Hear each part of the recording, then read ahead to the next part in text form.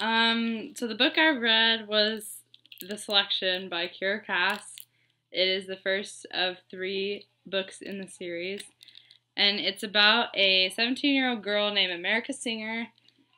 The story is based in the future, so like the U.S. had been taken over by China due to huge financial debt, but after like about 200 years, the U.S. then declared war and frees itself, and now it is a monarchy with like a strict social class system to keep people in line.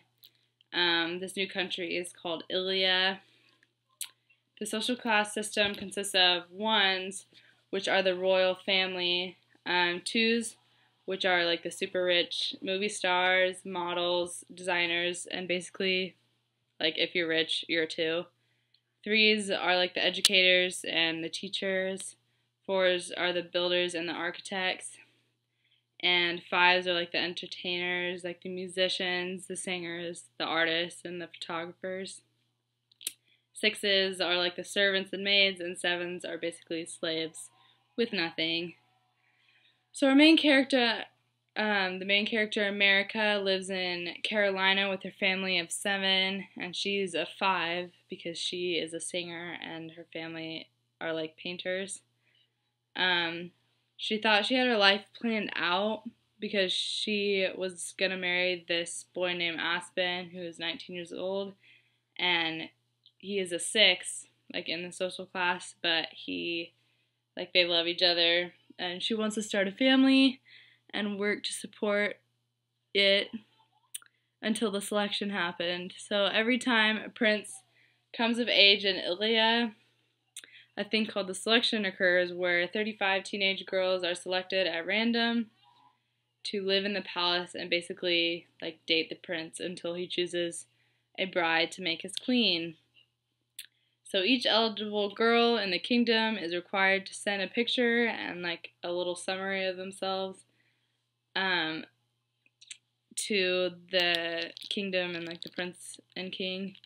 And America does not want to do this because she is already planning on marrying Aspen at home. But Aspen is the one who eventually persuades her to like sign up because he wants her to have something better than him.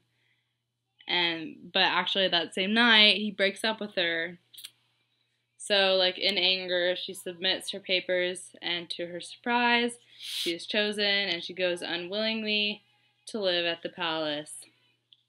On the ride there she meets a girl named Marley, and they're instant best friends. And they cause like a lot of mischief throughout the book.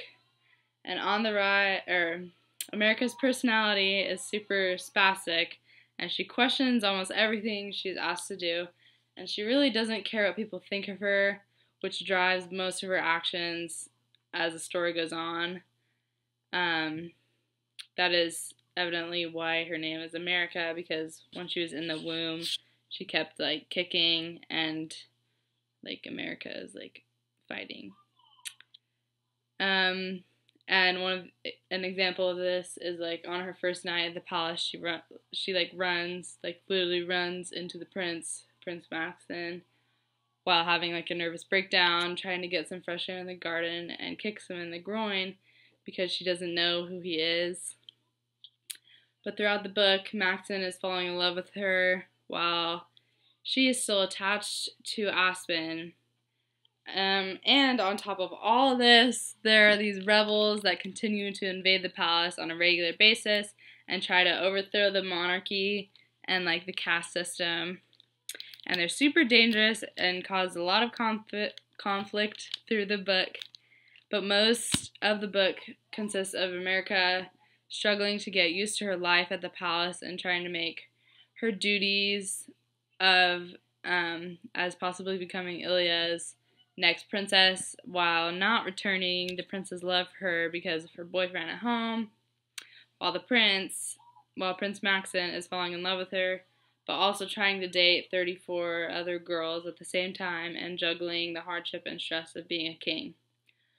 But throughout the book, America and Maxon do become super good and mischievous friends as the story goes on, and Maxon never stops fighting for her. They even have like a secret sign they use if they want to see each other. They tug her ear, so he'll be like, "Hey, yeah, tug her ear," and then she'll be like, "Oh yeah, I got you." But and yeah, and so in the end, it kind of leaves you with like this huge cliffhanger where America is like finally starting to move on and starts to like Maxon and lets him kind of into her heart. But then plot twist, Aspen from back home gets drafted into the army and is stationed right in the palace where America is staying. And so, and they see, and to see anyone other than Maxon while staying at the palace is illegal, which leaves you with a huge suspense to wonder what happens next. But that is in the second book. So I recommend this book highly. It is full of fun and romance and like betrayal as the characters fight for a place in Maxon's heart. And while America is debating her place in either Maxon's or Aspen's heart, the author did an excellent job of creating super dynamic, fun, yet mysterious characters. She kind of makes you feel like you are there in the palace, and who doesn't want to be a princess with two guys fighting for her? But yeah, I definitely think the author's details really make the book what it is, which makes this book one of my favorites, and also like the series of this book. So read it. Bye.